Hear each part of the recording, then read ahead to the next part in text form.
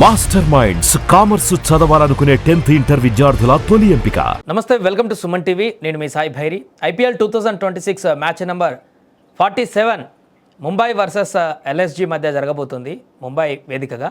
So ఈ మ్యాచ్లో ఎవరు గెలిచే అవకాశం ఉంది, రెండు జట్లకు సంబంధించిన పూర్తి వివరాలు తెలుసుకునేటువంటి ప్రయత్నం చేద్దాం. మనతో పాటు senior sports analyst CH Venkatesh గారు ఉన్నారు. సార్ నమస్తే. సార్ నమస్తే సార్. ఆల్మోస్ట్ ఆశలు గల్లంతైనటువంటి పరిస్థితుల్లో ముంబై ఎల్ఎస్జీ పరిస్థితి కూడా ఇంచుమించుకు అలానే కనిపిస్తుంది. సో ఈ మ్యాచ్ ఎలా జరగబోతుంది, ఎవరు గెలిచేటువంటి అవకాశం ఉంది, రెండు జట్ల బలాబలాలు ఏ రకంగా చూడవచ్చు? రెండు టీమ్స్కి ఇది మస్ట్ విన్ మ్యాచ్ అని చెప్పాలి. ముంబై కూడా తాజాగా వారు మరొక మ్యాచ్ కూడా ఓడిపోయారు. సిఎస్కే చేతిలో ఈ సీజన్లో రెండోసారి కూడా ఓడిపోయారు.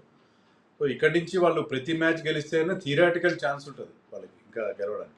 ఎల్ఎస్జీ కూడా అదే పరిస్థితిలో ఉన్నారు. ఇద్దరు కూడా పాయింట్స్ టేబుల్లో 9th and 10th పొజిషన్లో ఉన్నారు. చాలా చాలా హోప్లెస్ సిచ్యుయేషన్లో ఉన్నారు.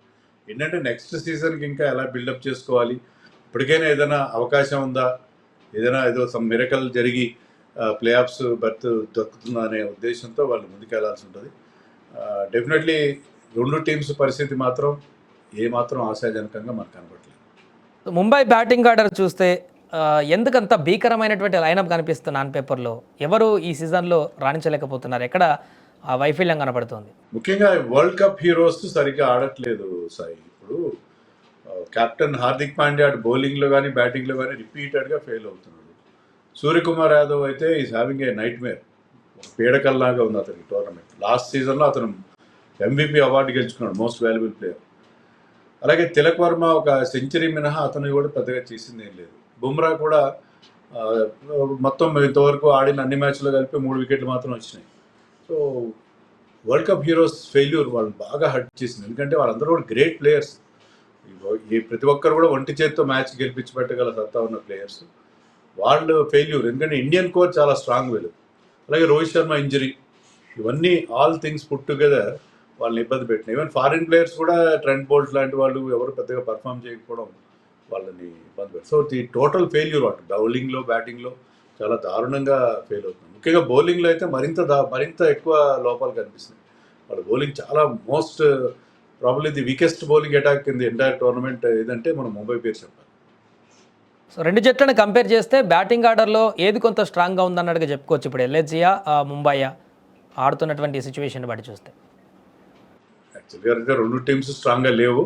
బట్ ముంబై అట్లీస్ట్ కొంత పర్ఫార్మెన్స్ డికాక్ సెంచరీ చేశాడు. డికాక్ టీంలో ప్రస్తుతం అయితే లేడు, కానీ రికల్టన్ కూడా సెంచరీ చేశాడు. విల్ జాక్స్ ఒక మంచి నాక్ ఆడాడు. తిలక్ వర్మ 100 చేశాడు. ఇవన్నీ తీసుకుంటే వీళ్ళ రికార్డ్ బెటర్గా ఉందేమో అని అనిపిస్తుంది. వేరాజ్ ఎల్ఎస్జీలో కూడా బిగ్ నేమ్స్ ఉన్నాయి. Nicholas Pooran, Marsh, Rishabh Pant, వీళ్ళెవ్వరు కూడా పర్ఫామ్ చేయట్లేదు. సో ఆ రకంగా చూసుకుంటే I think Mumbai is having a better batting attack at least on paper అని చెప్పి. బౌలింగ్ విభాగంలో చూస్తే ఏది బెటర్ ఉందంటారు రెండు టీంలో? అటు ముంబై స్ట్రాంగ్గా, ఎల్ఎస్జీ స్ట్రాంగ్గా ఉందా? ఎవరు డామినేట్ చేసే అవకాశం ఉంది మ్యాచ్లో?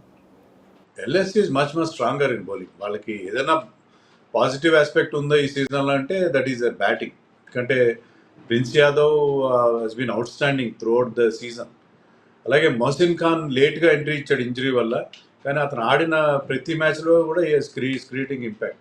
అతను వికెట్ మెయిడెన్ ఓవర్స్ అనేది చాలా రేర్గా ఉంటాయి. మెయిడెన్ ఓవర్స్ వేయడం, వైభవ్ సూర్యవంశీకి మెయిడెన్ ఓవర్ వేయడం, లైక్ షమి కూడా ఇనీషియల్గా బ్రేక్ త్రూస్ ఇస్తున్నాడు. ఓవరాల్గా వాళ్ళ బౌలింగ్ అటాక్ చాలా బాగుంది. బౌలింగ్ బాగుంది. స్పిన్ బౌలింగ్లో అంత స్ట్రెంత్ లేదు వాళ్ళకి, but at least pace bowling attack is very strong. But Mumbai విషయానికి వస్తే బుమ్రాతో సహా ఎవ్వరు కూడా పర్ఫామ్ చేయట్లేదు. శార్దుల్ ఠాకూర్, దీపక్ చహర్ లాంటి వాళ్ళు డిసప్పాయింట్ చేశారు. ట్రెంట్ బోల్ట్ డిసప్పాయింట్ చేశాడు. అశ్విని కుమార్ 1-2 మ్యాచ్లో మాత్రమే బాగా బౌలింగ్ చేశాడు. So Mumbai is having lots of problems with there. So వాంకడలో జరగబోతుంది కాబట్టి మ్యాచ్ ఎలాంటి ప్రదర్శన ఉండబోవచ్చు? ఇక్కడ హై స్కోర్ మ్యాచ్ ఏమైనా చూడొచ్చా, లేకుంటే లో స్కోర్ మ్యాచ్ చూడొచ్చా?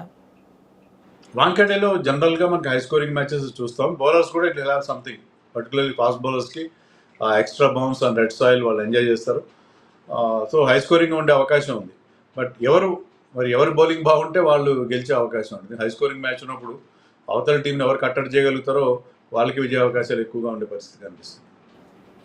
సో ఫైనల్గా ఈ రెండు జట్ల బలాబలాన్ని అంచనా వేసి మన ఏ టీం గెలిచే అవకాశాన్ని ఎక్స్పెక్ట్ చేయొచ్చు ఈరోజు మ్యాచ్లో?